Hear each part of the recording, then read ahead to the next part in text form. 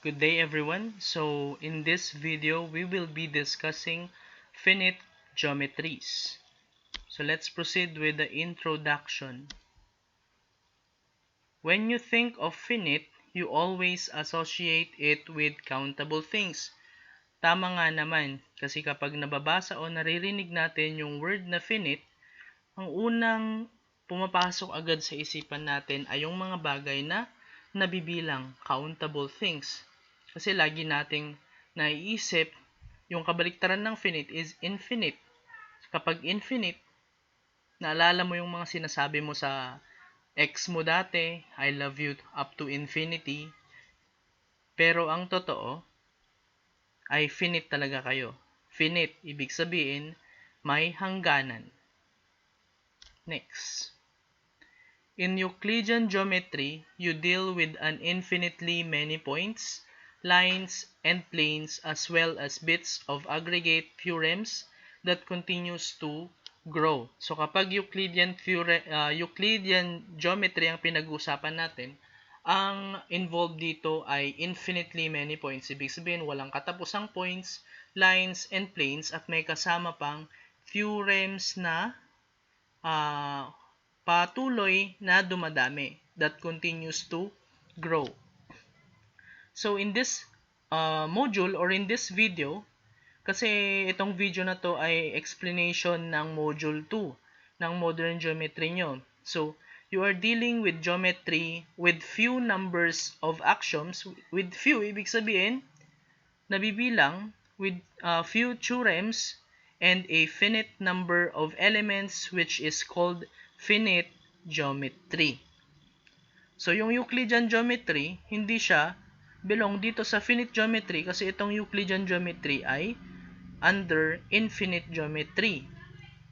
So, kapag finite geometry, meron ka lang few numbers of axioms, few theorems, and finite number of elements. So this type of geometry provides a rich opportunity from which to study geometric structure as well as serve as an excellent springboard into discussion of other geometries like transformational and projective geometry.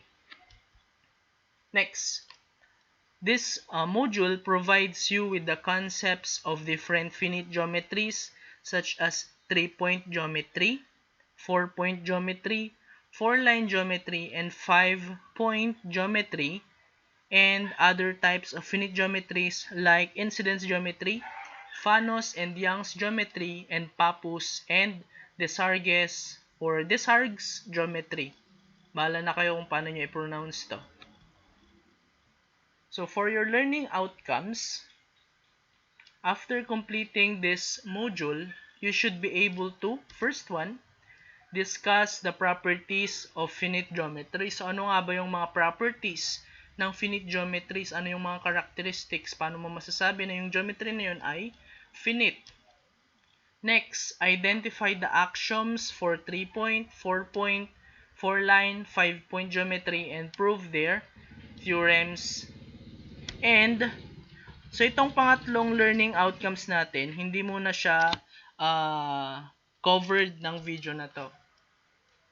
So, dito lang tayo magfo-focus sa dalawang naunang learning outcomes.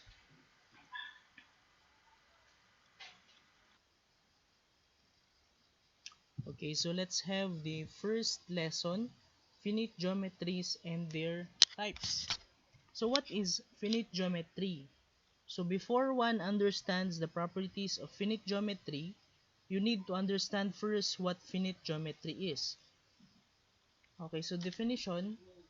A finite geometry is a geometry based on a set of postulates, undefined terms, and undefined relations which limits the set of all points and lines to a finite number.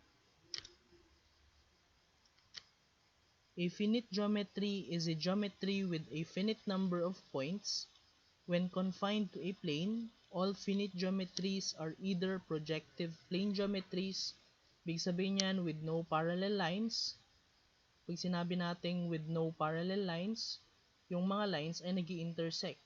Or affine plane geometries or with parallel lines. Pag sinabi natin with parallel lines, these are lines which do not intersect with each other. Okay, so before one understand the properties of finite geometry, you need to understand first what finite geometry is. So laging tatandaan, all the finite geometries of this discussion have point and line as undefined terms and on as the main relation. So ang mga undefined terms na gagamitin natin sa finite geometries na madidiscuss natin sa video na to ay ang undefined terms natin ay points and lines at ang undefined relation natin ay the word on. So laging tatandaan that figures in geometry are sets. Thus, in a finite geometry, each figure is a finite set. So your perception of a line must also be changed. In the previous module, you studied on how to build a model of a given set of axioms. You are going to use models to understand the underlying structure of the so-called finite geometries. So dun sa module 1 natin, yung naunang module, na-discuss na natin kung ano yung model at kung paano gumawa ng model. So yung model na yun, saka lang natin siya masasabi na satisfiable if it satisfies all the axioms in the given geometry or set of axioms in that geometry. An interpretation that produces an axiom true is said to satisfy that axiom. So yung mga undefined terms natin gaya ng points and lines, ini-interpret natin. Ibig sabihin ng ini-interpret, nire-represent natin para mas madali natin siyang maunawaan. If there exists an interpretation within which every axiom in a system becomes true, then the system is said to be satisfiable. If a system is satisfiable, then such an interpretation is called a model. So in other words, if for a given interpretation of a system, all of the axioms are correct statements, then the interpretation is a model. Okay, so proceed tayo dito sa first type of finite geometry, which is 3-point geometry. So let's consider the undefined terms. Gaya ng nasabi natin kanina, ang mga undefined terms natin ay point, line, at itong word na on, yung gagamitin nating relation. So first axiom under 3-point geometry, sabi dito there exist exactly 3 points. So yung axiom 1, ginagaranti niyan na merong 3 points. Second axiom, 2 distinct points are on exactly 1 line. So yung 2 distinct, ibig sabihin, dalawang magkaibang points are on exactly 1 line. Dapat nasa iisang linya lang sila.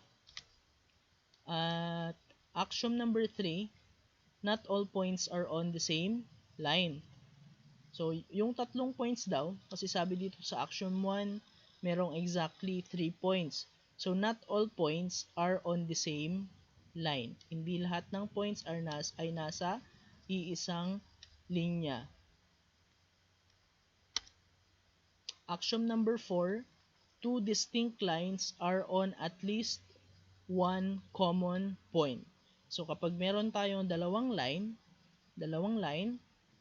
dapat daw yung dalawang magkaibang line na yan ay meron siyang at least 1 common point. Ibig sabihin ng at least 1, pwedeng isa at pwedeng more than 1. Okay, let's consider the following set of axioms for 3-point geometry. We will now interpret the undefined terms such as point and line of this geometry to determine its model. So, i-interpret muna natin yung mga undefined terms natin. Yung undefined terms natin kanina are points and lines. In this geometry, point is interpreted as letter, while line is interpreted as pairs of letters.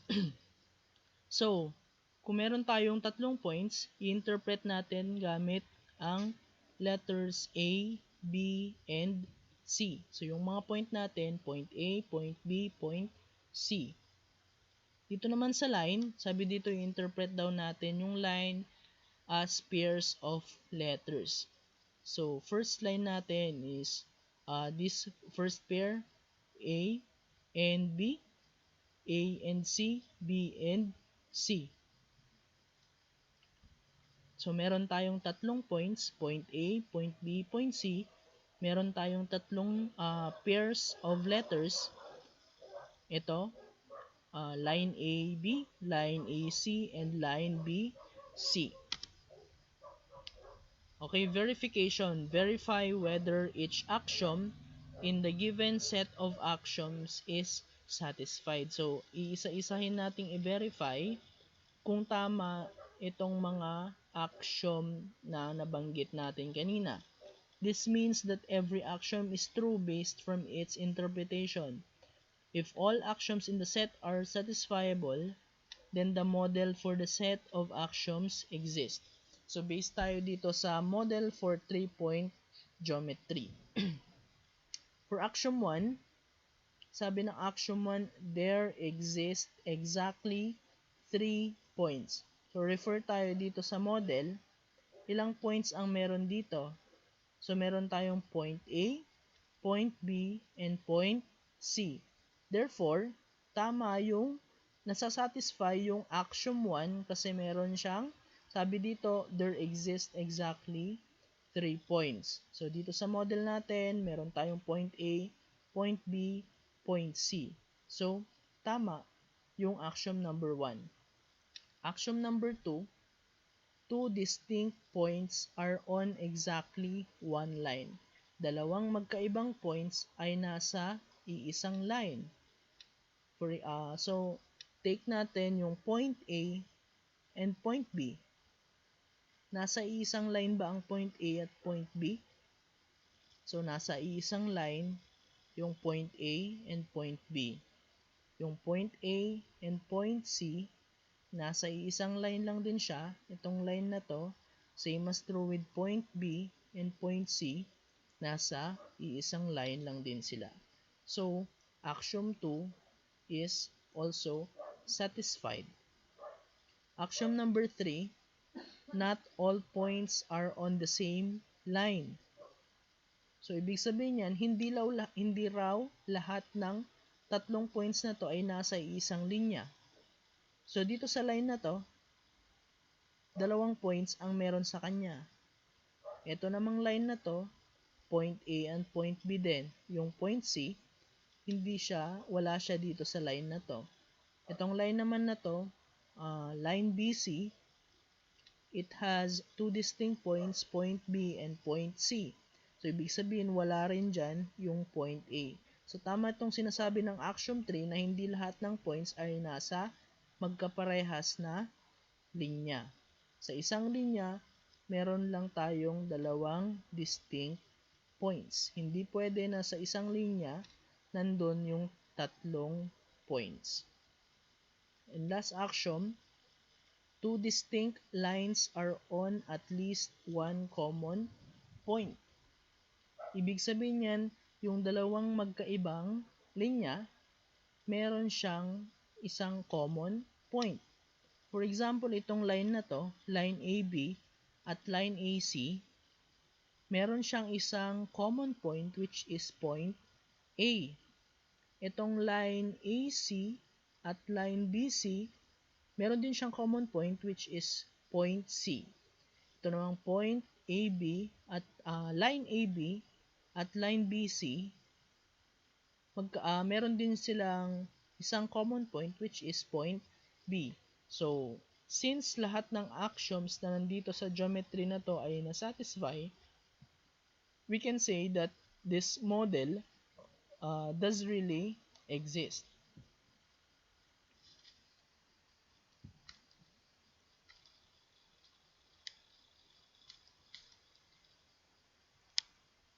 Okay, so let's proceed with the theorems of 3-point geometry.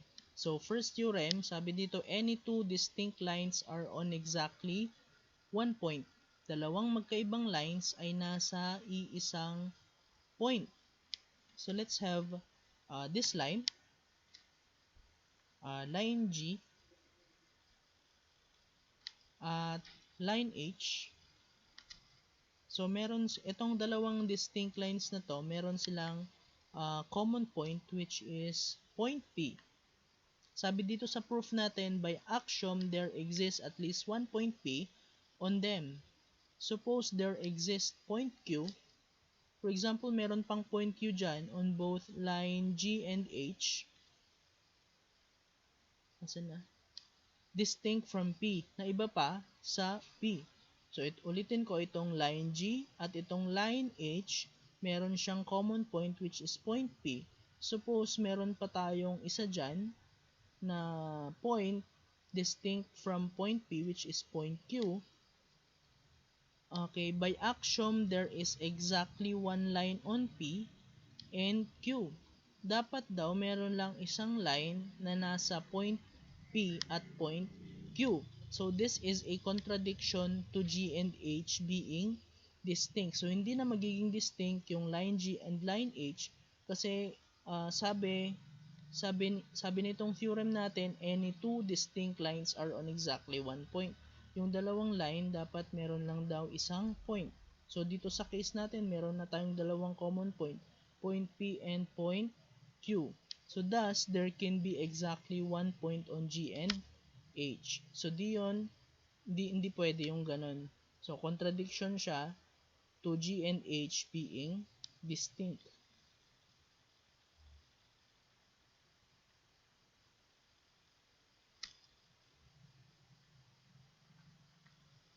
Okay, theorem number 2 naman tayo. The 3-point geometry has exactly 3 lines. So, proof natin, from the given 3 points, there are 3 lines when points are taken to at a time. There are 3 lines when points are taken to at a time. Ulit-ulit. So, 3 points taken 2 at a time, meron tayong 3 lines. Diyan. So, ito yung model natin kanina. Okay, so yung interpretation natin kanina, meron tayong 3 points. Pinangalanan natin point A, point B, at point C. So, kapag kukuha tayo ng dalawang points, prepare natin yung dalawang points with wherein ni-represent natin yon as a line, yung pairing of points. Magkakaroon tayo ng tatlong lines. 3 points taken 2 at a time. So, ito yung kalalabasan. Meron tayong tatlong lines. Therefore, there are exactly 3 lines. Theorem number 3, each line contains only 2 points.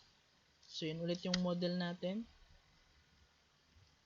Proceed naman tayo sa 4-line geometry. So, for axiom 1, sabi dito sa 4-line geometry, there exist exactly 4 lines. So, ang existence axiom natin dito, meron daw tayong 4 na linya. Axiom number 2, any two distinct lines intersect in one point. Dalawang magkaibang lines ay magi-intersect sa iisang point. Kahit ano daw dalawang line dito sa geometry na to, kapag nag-intersect sa isang point lang dapat magsalubong.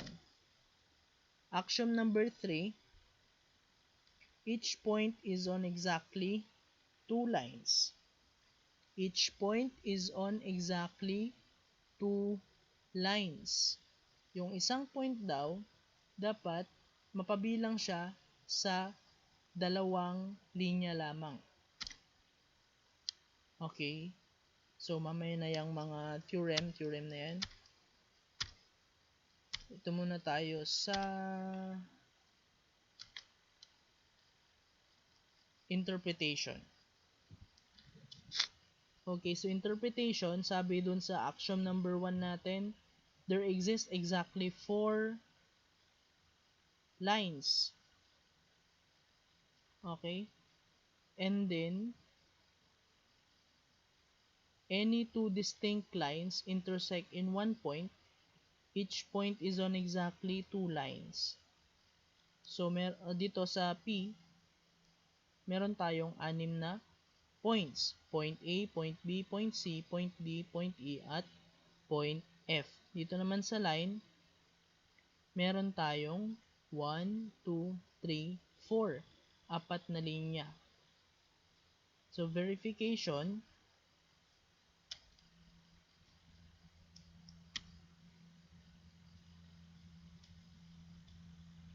verify whether each axiom in the given set of axioms is satisfied.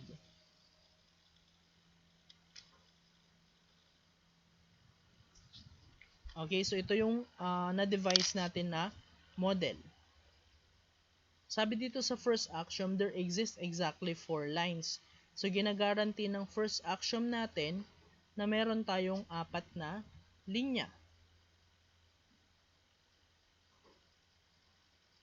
So, 1, 2, 3, and 4. So, wag ma-confuse. Baka sabihin nyo, line ito, line din ito. So, this is a complete line. This is an entire line. Itong mga to ay mga segment. This is also an entire line. Itong mga to ay mga segment. Any two distinct lines intersect in one point. So, check natin kung tama. For example, itong line na to at itong line na to, they only intersect in one point, which is point D. Itong line naman na to, BF, and line AF, dito naman sila sa point F nagka-salubong or nag-intersect.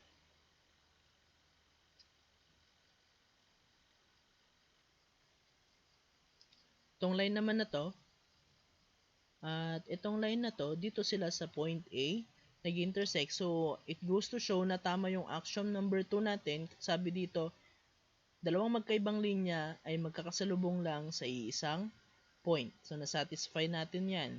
Axiom number 3, each point is on exactly 2 lines. Ang bawat point daw ay nasa dalawang linya lamang. So, try natin dito sa point A.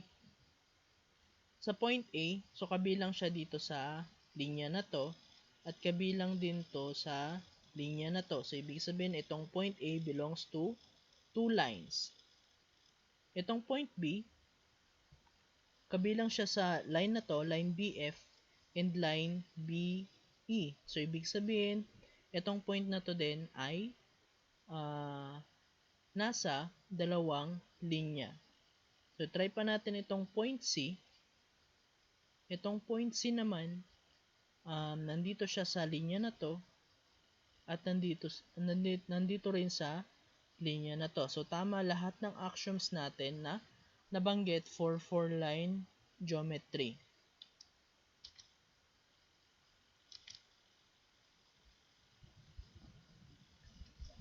Dito naman tayo sa derivation or proof para sa 4-line geometry. So, dito sa first statement natin, sabi dito, there exist exactly 4 lines, P, Q, R, and S. So, for example, ito yung line P, ito naman yung line Q, line R, and line S. So, ang reason natin, this is a statement of axiom 1. There exist exactly 4 lines. Pangalawang statement natin, para ma-devise yung model, there are 6 pairs of intersecting lines consisting of a single point. Meron daw tayong 6 na pairs ng intersecting lines consisting of a single point. So, for example, ang intersection ng line P at line Q, ito yon, itong blue line at itong green line, ang intersection nila ay yung point A. Ito namang intersection ng line P, itong blue, at ng line R itong yellow. So dito naman yung intersection nila. So nandyan, ang intersection nila ay point B. Ito namang C, yan ay itong point C, yan ay intersection ng line P, itong blue line, at line S. Line S, yung violet na linya. So, nandyan yung point C natin. Yung point D is the intersection of line Q, itong green na line, at line R, yung yellow na line. So, nandyan siya. Nandito yung point D, intersection of line R and line Q. Ito namang point E, yung point E, intersection yan ng line Q, yung green na line, at line S, yung violet na line. And lastly, itong point F, yung point F, intersection yan ng line S, yung violet na linya, at line R, yung yellow na line.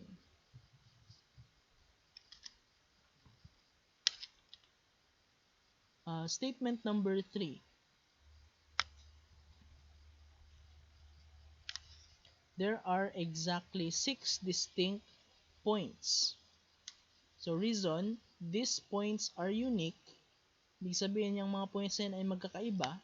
Since if 2 were identical, then they would be on at least 3 lines contradicting axiom 3 that says each point is on at least 2 lines. Kasi ibig sabihin nito, kapag meron daw magkaparehas na point, if 2 points were identical, then they would be on at least 3 lines contradicting axiom 2. So, sa isang linya, magkakaroon ng 3 points. So, kinokontra or kinokontradict na yun ng axiom 3 na nagsasabing ang isang point dapat ay nasa 2 line lamang. So, there are no other points because axiom 3 guarantees that each point is on at least 2 lines.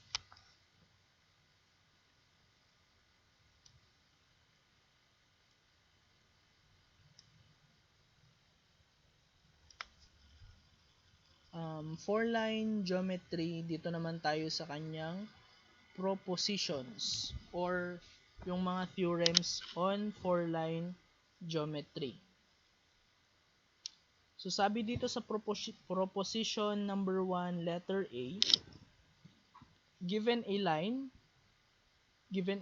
and a point not on that line, there exists exactly one point on that line which is non-collinear with X. So, for example, gamitin natin itong line na to. Itong blue line, itong line P. Given a line, for example, itong line na blue ang point of reference natin and a point not on line L. For example, kunin natin yung point E. There exists exactly one point on L which is non-collinear with X, with that point E. Meron daw isang point na nandito sa line P na non-collinear dito sa point E. Okay, so ganito po yun. Kapag itong line P ang gagamitin natin,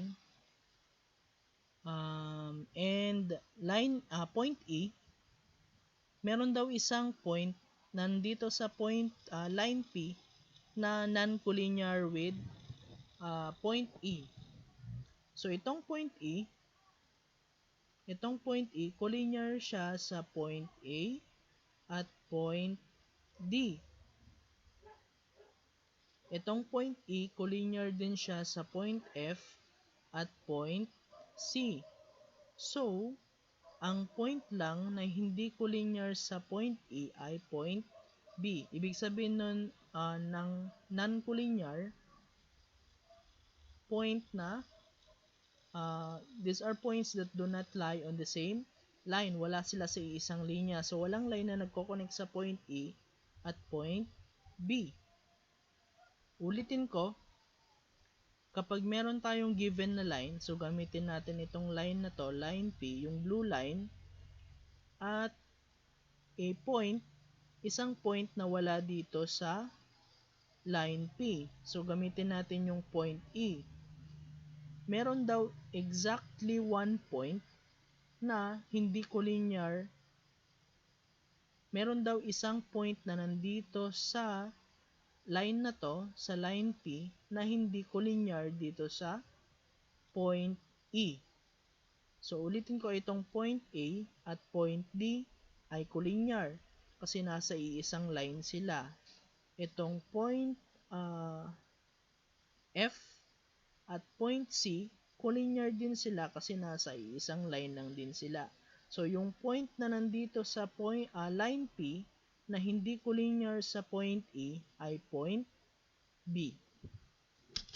Proposition 1, letter B. Given any point, there exists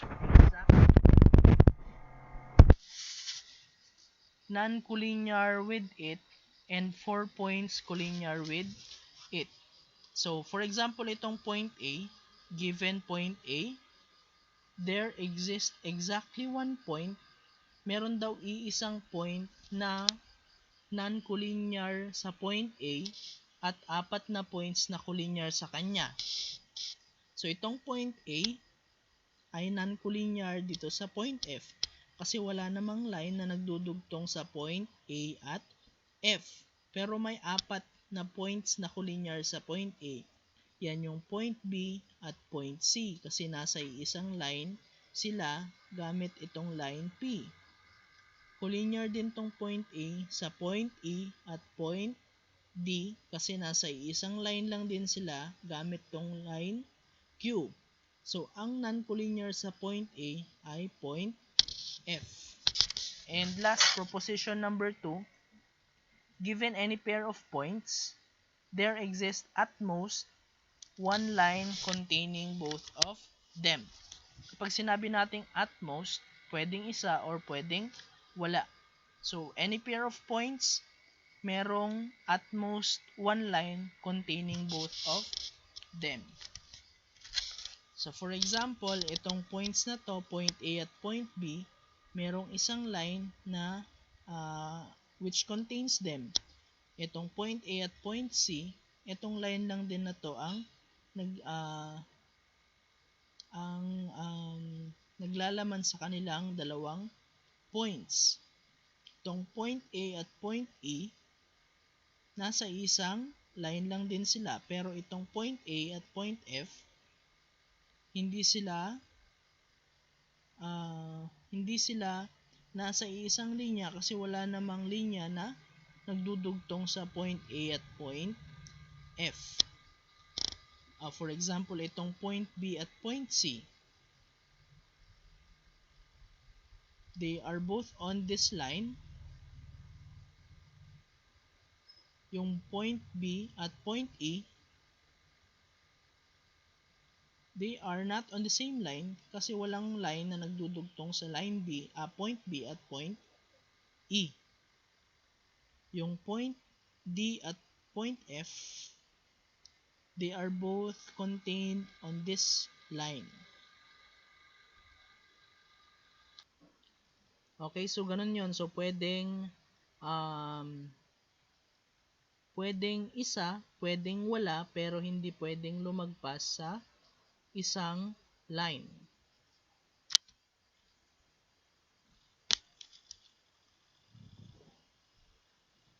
Dito naman tayo sa 4-point geometry. So, undefined terms ulit natin ay point, line, and on. So, for axiom 1, sabi dito there exist exactly 4 distinct points.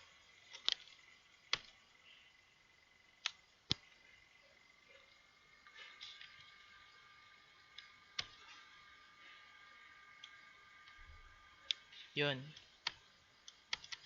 So, meron daw tayong 4 na points which are point A, point B, point C, and point D.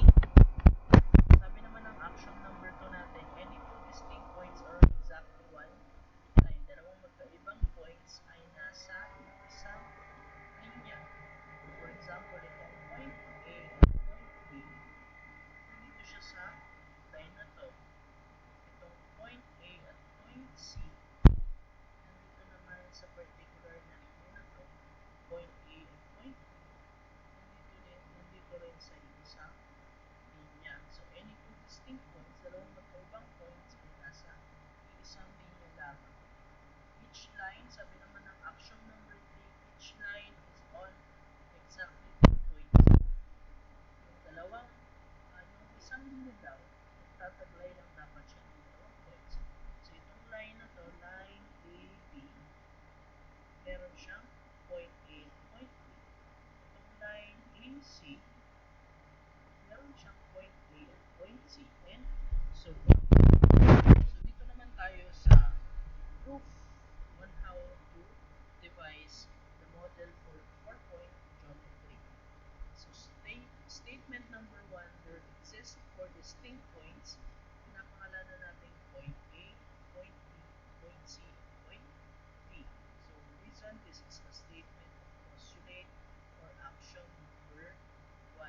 So, yun yung existence postulate natin. Meron daw exactly 4 distinct points. So, this is satisfied. Statement number 2, meron daw 6 pairs of points. So, ito yung mga pairs of points natin.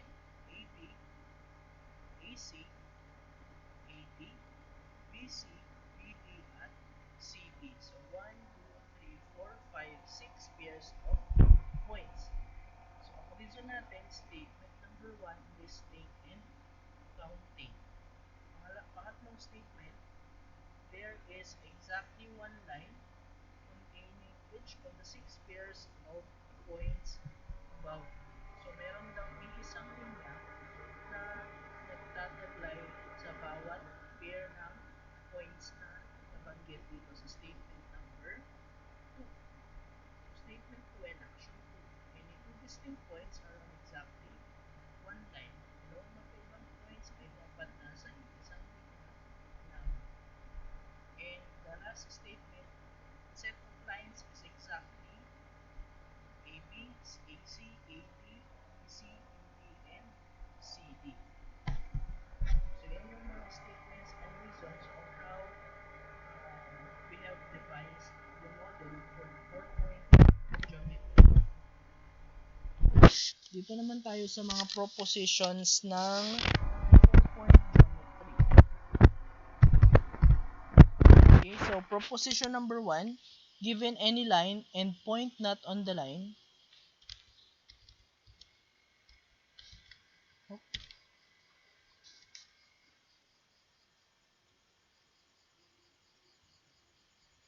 okay, given any line and a point not on the line. For example, itong mga tayo ng highlighter. For example, itong line na to, yung line of reference natin, line AB, and a point not on the line. For example, itong point D. Itong point D ay wala dito sa line AB. There exists exactly one line through that point parallel to the given line. So, meron daw isang linya through this point, the given point, point D, na parallel dito sa given line na to na line AB. So, yung line na yon ay itong line DC.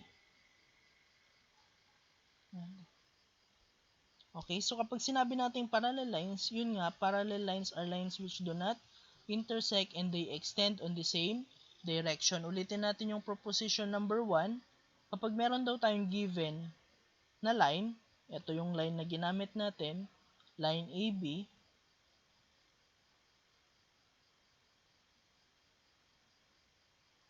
and a point not on the line, so itong point D, it's not on line AB. Meron daw exactly one line, meron daw isang linya through point D na parallel sa given line na line AB. Okay. Proposition number 1, letter B. Tanggalin muna natin yung mga na-highlight natin.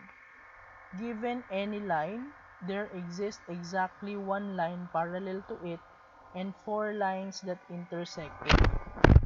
Example, ito namang ang gamitin naman natin na line of reference.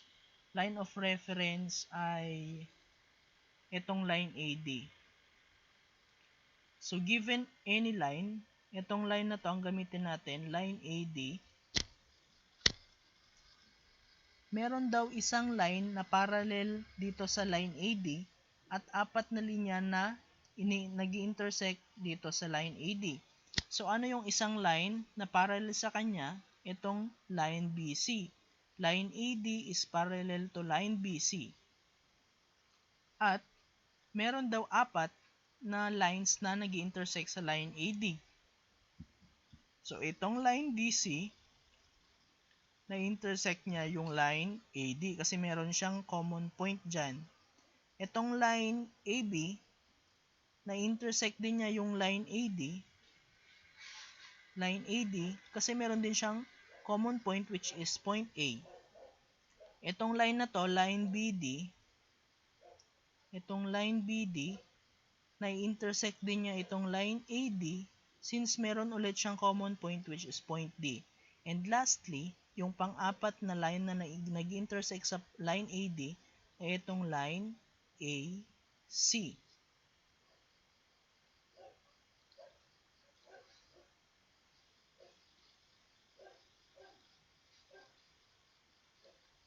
For our proposition number 2, any pair of distinct lines intersect in at most one point.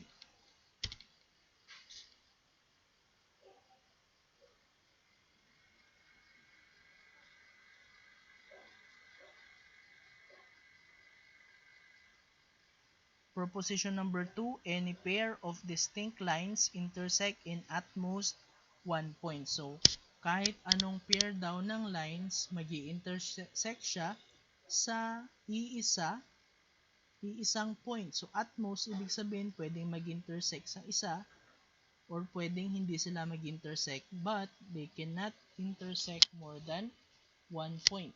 For example, itong line AD at line AB, nag-intersect sila sa point A.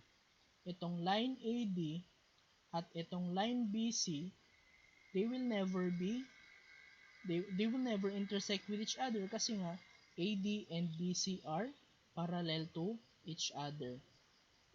Line AD at line BC, they intersect at point T. So, ibig sabihin, pwede silang mag-intersect in one point, pwede silang hindi mag-intersect kasi nga meron tayong parallel lines dito, pero hindi sila pwede mag-intersect in more than one point.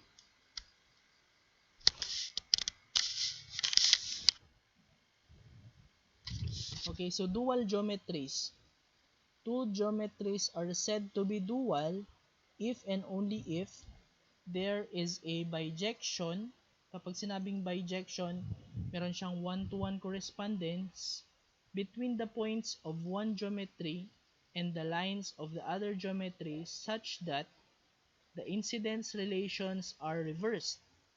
Example is on in the original geometry becomes contains in the dual geometry. Yung intersecting nagiging collinear, yung parallel nagiging non-collinear, and etc. For example, the 4-point and the 4-line geometry that the incidents are reversed such that if a point is on a line in the 4-point geometry, then the image of the point contains the image point of the line in the 4-line geometry. Notice that the axioms and propositions are simply inverted as well. Okay, so tignan natin dito sa 4-point geometry, yung axiom 1 niya, there exist exactly 4 distinct points.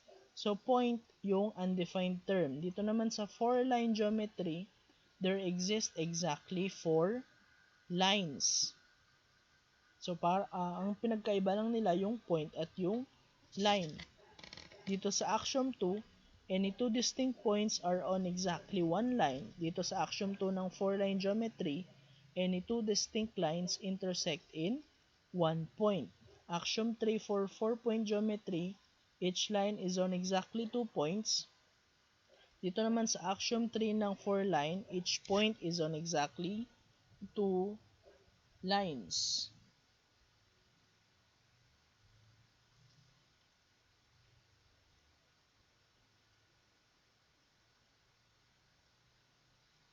At kung mapapansin nyo, yung mga propositions nandito ay they are simply inverted as well.